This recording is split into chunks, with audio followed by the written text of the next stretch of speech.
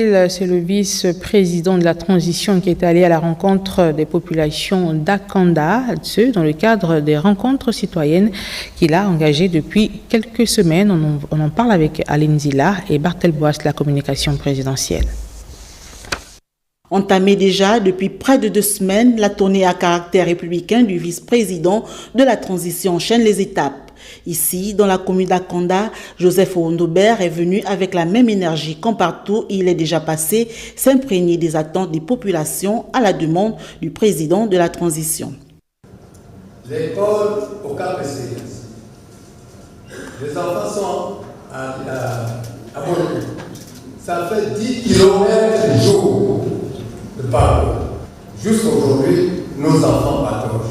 Cette rencontre citoyenne qui réunit délégués spéciaux et administrés, notables, chefs de quartier a pour but de mettre un accent particulier à la pérennité de ces échanges participatifs et constructifs pour le bien-être de tous. Pour le général Jean-Claude Sipami-Aubert, cet exercice contribue pleinement à préserver le climat de confiance et à renforcer la cohésion nationale.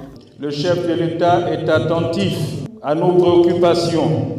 Il y a de nombreuses réalisations qui se font dans notre commune, dans d'autres communes et dans le reste du pays. Il nous revient également, par conséquent, de lui témoigner toute notre reconnaissance. Le vice-président de la transition a relevé quelques préoccupations des compatriotes, notamment les coupures intempestives occasionnées par les délestages. Là, je te parle, à l'heure où je te parle, il n'y a pas d'électricité en ce moment dans ma zone. Ils vont couper à 14h pour remettre autour de 18h. Ils recoupent à 22h30 pour remettre peut-être, si vous avez la chance, c'est 7h, 9h. Le gouvernement, sous l'impulsion du chef de l'État, a mis tout en œuvre pour un retour à la normale dans les tout prochains mois. S'agissant de l'adoption de la nouvelle constitution par voie référendaire, le vice-président exhorte les populations d'Akanda à être prêts pour un vote responsable. En attendant, je vous exhorte et vous recommande fermement, d'ores et déjà, de vous assurer que vous avez une pièce d'identité valide.